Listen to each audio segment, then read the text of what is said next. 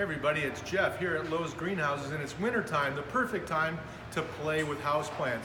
And today we're going to give you a couple of tips to help you to be successful with your houseplants at home. And what I want to talk about right now is repotting. Again, another one of the very common questions we get is, do my plants need to be repotted? And it's important to know that different plants need to be repotted at different times. Some plants, like the plant we're going to work with here is a ponytail palm, actually likes to be pot bound. It likes a very, very small pot in proportion to the size of the plant.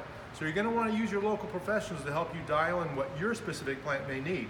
But there are some other things I want to show you in regards to the actual process of repotting.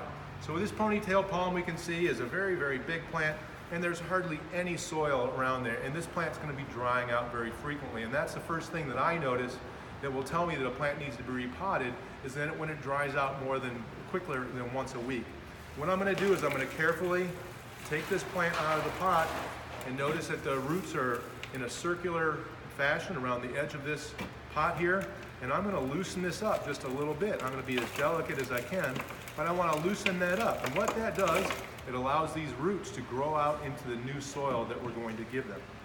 So here I have a pot. It's important to have a pot with drainage in the bottom. So I have some drainage holes. And now I want to talk about potting soils, because just like plants, not all potting soils are the same either. Here I have some Happy Frog potting soil, which we really like, as well as the Spoma Organic. These are great potting soils. It's very important to use a good potting soil, professional potting soil, when you're repotting. And again, like I said, we don't want too big of a pot. Just about a ½ an inch to an inch of extra space around the outside of the old soil.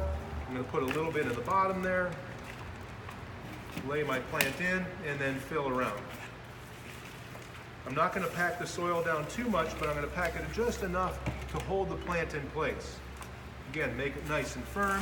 It's important that we leave a reservoir at the top so that when we water, the water doesn't go over the edge, that it's held within the pot. And there we go, our newly planted plant. Very important to realize that by adding this new soil, which acts like a sponge, the plant will now dry out much more slowly than it did before. So you'll need to adjust your watering rates with the new plant. Again, use your finger, your moisture meter, and that'll tell you when the plant dries out. Hopefully you learned something today, and we look forward to seeing you here soon at Lowe's Greenhouse.